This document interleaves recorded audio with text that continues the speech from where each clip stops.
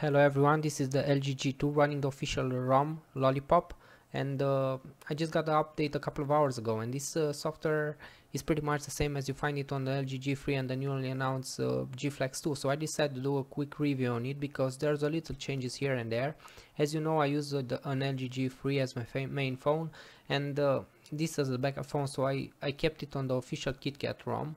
I didn't root it and didn't put a custom ROM on it or anything like that, and the performance was pretty bad lately. I mean, it slowed down, it stuck, I had random reboots and all that kind of stuff, and I just want to give this phone another chance. Now with Lollipop on it, I'm just want to see how this performs. And as you see here, one thing that's coming from LG G3, and this is hide the home touch buttons, and you can here search and choose different apps, and you can hide the home touch buttons, and you will get a full screen depending on the app you want to use this feature in. Now I'm going to apps and just want to show you how much RAM does the system use, and here it looks like it's using only 433 megabytes of RAM, and I have like 900 megabytes of RAM free. Just to make things short, I get like 300 megabytes of RAM free more on this Lollipop ROM than I used to get on KitKat on this phone.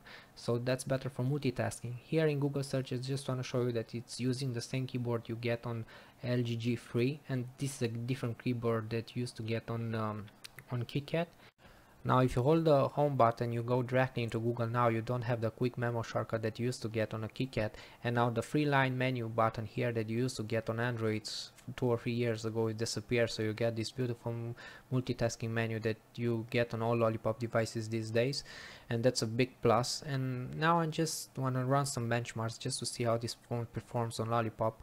And this is a Geekbench. Everybody uses Geekbench now, and as you see here, I'm running on Lollipop 5.0.2, and let's run this bench. So I'll speed this thing forward just to see the score. So I got 905 points on single core performance and 2773 on multi-core performance.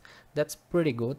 A little bit better than I used to get on KitKat, at least on the official ROM. Now let's do a quick Antutu benchmark here, and I'm going to cut the video here or speed it forward a little bit because this benchmark is pretty long, like 4 to 5 minutes, and just to see how much improvement, if you get an improvement here on Lollipop. So 38,499 points, and that's pretty much the same I used to get it on KitKat on official ROM, maybe like 2 or 3,000 more, but I used to get this score on KitKat, so not a big difference, at least on Antutu. Now I'm going to enter into YouTube now just to play some videos and see how the phone performs. And as you see here, the status bar turned red, so you get this tinted status bar that you didn't get on KitKat. Of course, everybody knows that. And this new feature, especially for G2, if you didn't use it on a custom ROM and you kept it on the official KitKat, this is a pretty good improvement. It makes the screen a little bit bigger. And I just paused the video to install the manual camera, and this is just to show you, like any other phone coming to Lollipop from KitKat, excepting the Nexus 5 and the Nexus 6, you won't get the second camera API, which should be available on any Android device running Lollipop. But I was expecting this. I just want to show this on camera. Maybe some of you were wondering because the LG G2 is running a newer version of Lollipop, the 5.0.2, which is newer than the one on the G3, may have this feature, but it's still not here. And as you see on the status bar, you don't get the guest mode. They kept the guest mode into the settings menu, so this is a little bit of different than the software you get on the LG G3 under the Flex 2. They have the guest mode on the status bar. Here on the G2 they kept it in the settings menu. Not a big difference, just wanted to mention it. Maybe some of you are using this feature. The double tap function works as before. No big improvement here. And just want to show you the main camera. Some of you may wonder if they got the same camera as the LG G3, but they don't.